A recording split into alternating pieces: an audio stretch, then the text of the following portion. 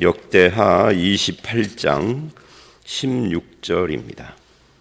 아하스 왕 이야기가 계속되는데요. 어제 말씀에 보면 아하스가 20세 왕이 돼서 16년 동안 다스렸다. 그러니까 36세 죽었으니까 굉장히 단명을 했죠.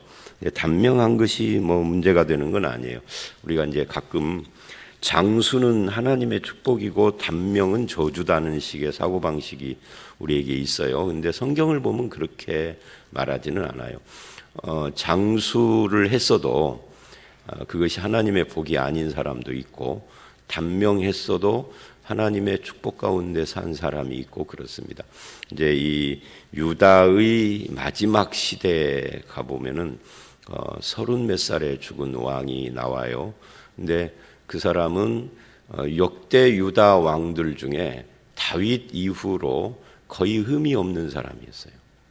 근데 일찍 죽어요. 하나님께서 굉장히 칭찬하십니다. 근데 오래 산 사람 중에 아주 악한 놈들도 있었고요. 그래서 그런 기독교 박해, 세상 사람들이 말하는 뭐 오복, 장수의 복, 뭐 이런 그런 복의 개념을 우리가 갖고 있으면 안 될 것입니다. 이제 다만 이 아하스 왕은 악한 왕이었고 또 단명도 했습니다. 30몇 살에 죽었으니까. 자, 그런데 이제 오늘 말씀에 오면 이 아하스 왕이 얼마나 어리석었는지, 그리고 그 아하스 왕이 얼마나 악했는지, 이런 두 가지를 이야기를 합니다. 16절로 21절은 아하스의 어리석음을 이야기를 하는데, 이 역대하는 굉장히 간단하게 말을 해요. 근데 열왕기하 16장이나 또는 이사야서 같은 데를 보면, 그 이사야서 설교를 제가 수요일 날 쭉 하다가 성경 공부 설교로 지금 들어와서 쭉 왔죠. 이제 성경 공부 설교를 몇 주 하면은 연말에 끝나요. 그러면 다시 이사야서로 돌아가게 될 텐데, 그 이사야서의 전반부, 하나님의 심판을 이야기하는 전반부 전체의 배경에 아하스가 있어요. 이 아하스 때문에 하나님이 주신 말씀 중에 유명한 말씀이 임마누엘, 처녀가 잉태하여 아들을 낳으리니라든지, 뭐 영존하시는 하나님 하면서 예수 그리스도에 대한 예언들이 이 모조리 다 아하스 시대의 아하스의 악함에 대해서 하나님이 심판하는 내용을 말할 때 주신 말씀들이에요. 그러니까 아하스가 굉장히 이게 악한 왕이면서 또 굉장히 중요한 왕이었었죠. 이렇게 간단하게 한 장으로 처리됐는데 이사야나 열왕기는 좀 길게 나옵니다. 특히 이제 아하스의, 여기하고 상관없이 아하스의 문제점 중에 가장 중요한 것이 뭐냐면, 북왕국 이스라엘을 아람이 침략을 합니다. 근데 이제 왕국이 완전히 북왕국 이스라엘과 아람이 손을 잡고 침략을 해요, 유다를. 근데 유다 왕인 이 아하스가 하나님께 구하지 않아요. 선지자 이사야가 와서 하나님께 구하라, 하나님께서 응답을 준비하고, 구하기도 전에 응답을 준비하고, 이제 네가 구하기만 하면은 주겠다는 그런 어떤 메시지를 전하는데, 하나님께 구하지 않겠다라고 대답을 합니다. 근데 그 하나님께 구하지 않는 이유가 뭐냐 하면은, 이제 여러 가지 이유가 있지만 그냥 다 빼버리고 한 가지만 말하면은 아수르에게 구원 요청을 했기 때문이에요. 그래서 이제 오늘 이 아수르가 등장을 하는 겁니다. 아수르 오고, 요즘 현대식으로 말하면 조약을 맺은 거죠. 내가 침략을 당하면은 당신이 와서 나를 구원해 주는, 뭐 이렇게 뒷배경이 아수르였던 거죠. 그 당시 아수르는 세계 제국으로 발돋움을 막 하고 있었던, 막 팽창을 하고 있었던, 그러니까 어리석은 거예요. 그 아수르의 야욕이 눈에 뻔히 보이는데 그거를 모르는 거죠. 그리고는 하나님께 구하지 않고 그 아수르를 의지하는 모습을 보였어요. 그러니까 그런 내가 하나님께 구하지 않는다, 나는 아수르를 믿는다라고 할 때 하나님이 징조를 보여주시는데, 처녀가 잉태하여, 이렇게 나오는 거예요. 그 아수르를 의지하고 하나님께 구하지 않는 또 다른 이유가 뭐냐면, 하나님은 천천히 흐르는 실로아 물처럼 너무 하시는 역사가 너무 눈에 안 띄고 화끈하지도 않아. 그러니까 하나님의 역사가 눈에 안 보이는 거예요. 그러니까 불신앙에 빠진 거. 우리들도 비슷하잖아요. 그래서 이제 그 하나님의 역사가 눈에 확확 띄지 않기 때문에 우리가 갖는 태도들 중에 하나가 아하스 왕처럼 불신에 빠지는 것도 있지만, 한편 하나님의 역사를 인위적으로 끌어내려고 하는 시도들, 그게 이제 신비주의 신앙이고, 그렇죠. 이제 그런 쪽으로 인간들이 반응을 해요. 그래서 자가 발전. 하나님이 역사 안 했는데도 내가 막 나를 뜨겁게 해가지고 하나님이 역사한 것처럼 막 해버리는 거죠. 그래야 화끈하니까. 그러다가 어쩌다가 걸려들면은 이거 하나님께서 하셨다 이렇게. 근데 아무 일도 안 일어나면은 이제 또 실망하게 되고 하나님 앞에 이제 그런 모습들을 인간이 갖습니다. 자, 다시 돌아와서, 그래서 이 말씀의 배경이 바로 그런 것인데, 이 역대하는 그런 구구한 이야기 싹 빼버렸다는 거예요. 다 빼버리고 그때 아하스 왕이 아수르 왕에게 사람을 보내어 도와주기를 청했다라고 간단하게 이야기를 했습니다. 국가적인 위기 속에서, 이게 세속 국가라면은 뭐 이렇게 외교, 그래서 항상 국가의 그 요직을 보면 우리나라도 외교와 국방이 굉장히 긴밀한 거죠. 국가를 지키려면은 외교적으로 동맹을 맺고 뭐 조약을 맺고 막 이렇게 하는 것이 상당히 중요한 것입니다. 그러나 세속 국가가 아닌 유다는 하나님의 나라입니다. 그러면 당연히 참된 왕이신 하나님께 구해야 하는데, 이 아하스는 그렇게 하지 않았다 하는 거예요. 그 다음에 이는 그래요. 이는 에돔 사람들이 다시 와서 유다를 치고 그 백성을 사로잡았다. 또 블레셋 사람들도 유다의 평지와 남방 성읍들을 침노했다. 그리고 점령하고 뭐 유다 마을과 그 주변에서 아예 그냥 눌러 앉아 살아. 그러니까 이 에돔이나 블레셋은 이 유다나 이스라엘에게는 주변에 조그마한 약소국가, 유다도 작은 나라지만 그보다 훨씬 더 작은 약소국가들인데, 이들이 그동안에 이스라엘과 유다에게 눌려 살았는데 이제는 이게 역전이 되어 있는 거죠. 그래서 이렇게 되어지는 문제의 본질이 뭐냐라고 할 때, 하나님께 구하지 않고 여호와를 의지하지 않은 이 아하스의 문제예요. 그게 어제 말씀 6절에 이는 그러죠. 이는 그 조상들의 하나님 여호와를 버렸음이라라고 해요. 그래서 이제 아람과 북왕국 이스라엘이 연합해서 쳐들어왔을 뿐만 아니라 그때 에돔도 쳐들어오고 블레셋도 쳐들어오고 완전히 사면초가에 빠졌는데 원인이 하나님을 버렸기 때문이다. 그러면 어떻게 해야 되느냐 할 때 회개하고 돌아서서 하나님을 의지하고 하나님께 도움을 구해야죠. 선지자가 와서 이미 그렇게 하라고 이사야 선지자가 말을 했어요. 그런데 아하스는 끝까지 여호와께 돌아오지를 않습니다. 그 대신에 아수르를 끌어들임으로써 이 난국을 해결을 하려고 했어요. 그래서 이제 19절을 보면, 이는 이스라엘 왕 아하스가 유다에서 망령되이 행하여 여호와께 크게 범죄하였으므로 여호와께서 낮추셨다. 그러니까 이 모든 것의 원인이 아하스의 하나님에 대한 태도와 하나님의 역사하심이 그 배후에 있다라는 것을 이야기하고 있는 겁니다.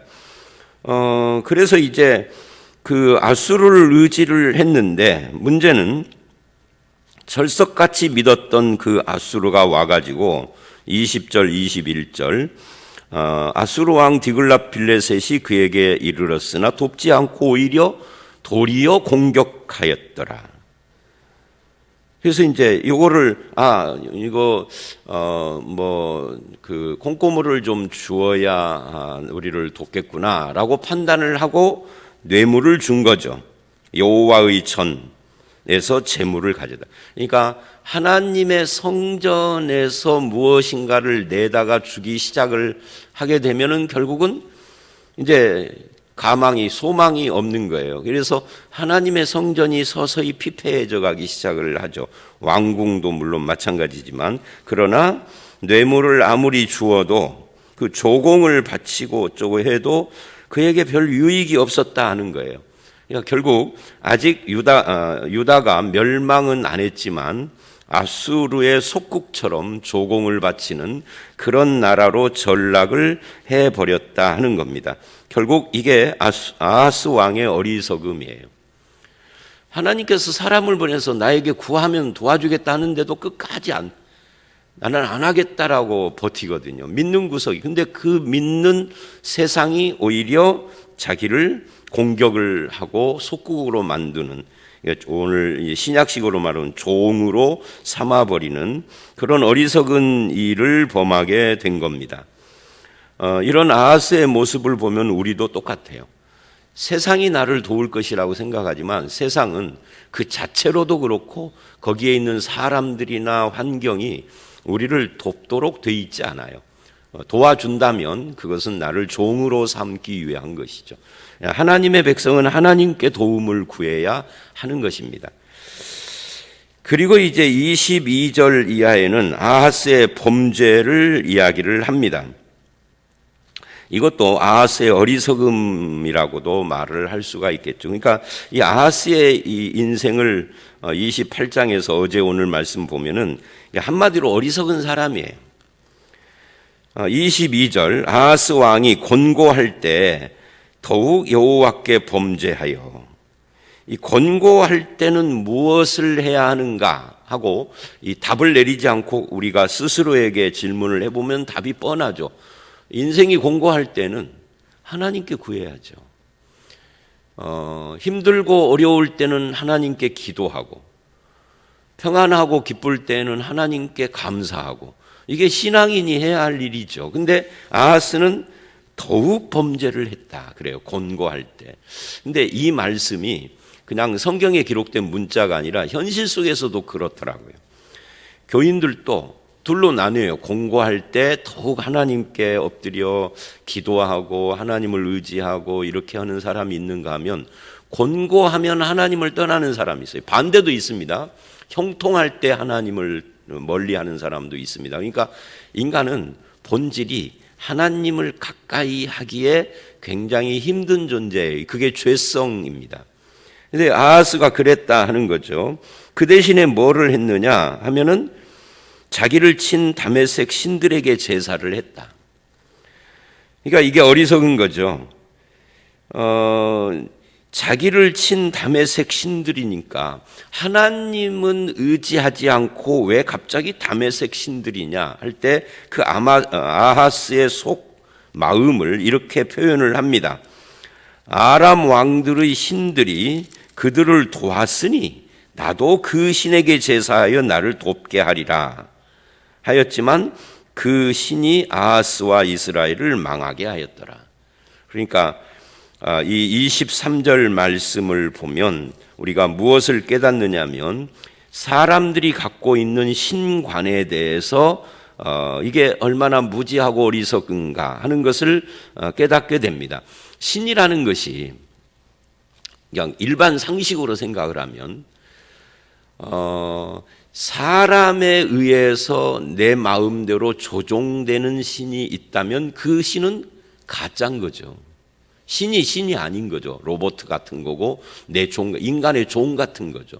알라딘의 램프 거인처럼 내가 나오라면 나오고 들어가라면 들어가고 이거 하라면 이거 하고, 물론 이제 알라딘의 램프 거인은 그렇게 표현을 했지만 이걸 종교적으로 표현을 한다면 내가 기도해서 하나님 찾으면 하나님이 펑 하고 나와서 왜 찾았어 하고 뭐 필요해 하고 응답을 하고, 이제 다 끝났으면 하나님 찾지도 않고 뭐 몇 달이고 하나님 찾지도 않다가 또 문제 생기면 하나님 하고 엎드리면 하나님이 또 펑 하고 와서 뭐가 또 필요해 하는 것처럼 기도하는 거죠, 우리가. 그리고 하나님 그렇게 뭐가 필요해 그러면 이거 해주시고 저거는 없애주시고 뭐 이거는 어떻게 해주시고 우리가 다 지시를 해요. 우리도 하나님 앞에.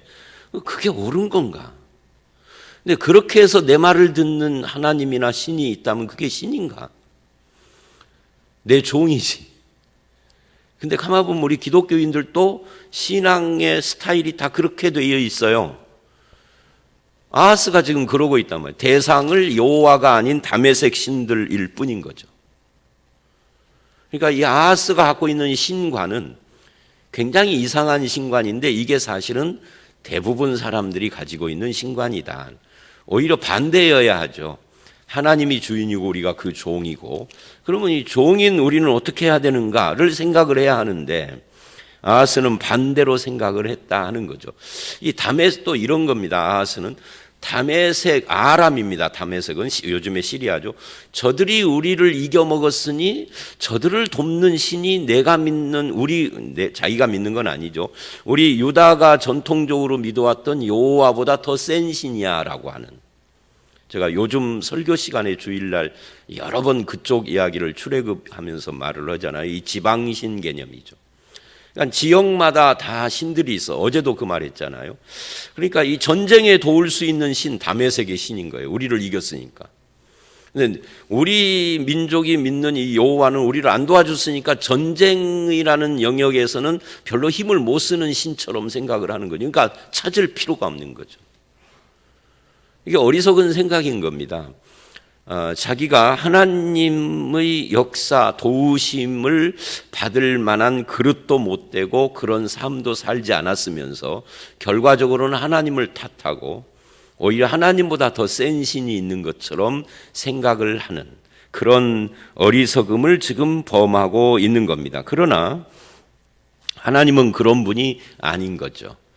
인간에 의해서 조종되는 것도 아니고 누구보다 더 세고 더 못하고 하는 그런 것이 아니라 유일하신 하나님이세요. 늘 말하지만 여러분, 예수 믿는 사람들은 이 문제를 분명히 해야 합니다. 수많은 신들 중에 최고 신이 하나님이 아니에요. 그런 개념이 있다면 이제 쏙 그 물을 다 빼버리셔야 돼요. 수많은 신들의 최고 신이 여호와 하나님이 아니고 오직 유일한 한 분 하나님이에요. 우리가 유일신 한 분 하나님이라고 할 때는 다른 신이라 불리는 다른 것들은 없다를 전제하는 거예요. 하나도 없는 거예요. 부처가 신 아니고 부처는 스스로 신이라고 하지도 않았어요. 인간이라고 생각해요. 깨달은 인간일 뿐인 거죠. 후대 사람들이 신으로 만든 거지. 제가 지난주인가 어디를 가다 보니까 어디였더라? 어딘가 기억이 안 나네요. 여기 전주 이 근방인데 가다 보니까 마이산 무슨 동자신? 마이산 뭐라고 그 표현이 한 단어가 더 있던데 마이산 무엇 동자신라고 깃발 꽂아놨더라고요. 이 전주 어디 쪽에 내가 어디 갔는지 기억도 안 나네 갑자기. 그런 잡신들이 있는데 그 모두를 지배하는 하나님, 그게 아닙니다. 그거 다 가짜한 거예요. 다 거짓인 거죠. 있다면 귀신인 거죠. 귀신, 천사의 타락. 신이라 불리우는 것들이 많으나, 고린도전서에서 하는 말이에요. 바울이 고린도전서 8장에 보면 비록 신이라 불리우는 것들이 많으나 우리에게는 하나님 한 분뿐이요 없다는 거예요. 그러니 다윗이 그 말을 언제 하느냐면 제사 드리는 음식을 먹을 수 있느냐 없느냐 하는 이 문제를 가지고 해요. 바울은 이렇게 말을 해요. 신이라고 너희가 부르는 것들은 없는데 그 앞에다가 음식 차려놓은 건 신이 먹은 것도 아니고 그냥 음식일 뿐인데 먹으면 어떻고 안 먹으면 어떻느냐. 그게 이제 바울의 논리입니다. 근데 결론은 뭐냐면 근데 나는 영원히 안 먹는다. 왜? 그게 신에게 바친 것이기 때문에 안 먹는 것이 아니라 내가 먹는 걸 누군가가 보고 실족할까 봐. 그래서 다른 사람을 배려하는 차원에서 내가 안 먹는 것이지 신에게 바쳐져서 안 먹는 것이 아니다. 왜? 신은 없는 거니까. 제가 전에도 몇 번 그 말을 했잖아요. 아니 죽은 조상이 와가지고 음식을 먹었기 때문에 제사 드리기 전에 무게를 달고 제사 끝난 뒤에 무게를 달면은 몇 그램이 빠진다. 0. 몇 그램이. 그렇게 말하는 사람도 있다고 그래요. 그 어리석은 거예요. 그거 다 밝혀진 거죠. 왜냐하면 음식 막 했을 때 무게와 시간이 지났을 때는 말하자면 그 음식이 식으면서 이게 무게가 주는 거예요. 귀신이 와서 먹은 게 아니고. 귀신이 와서 먹는데 공기만 먹나? 먹으려면 밥 자체를 먹어야지.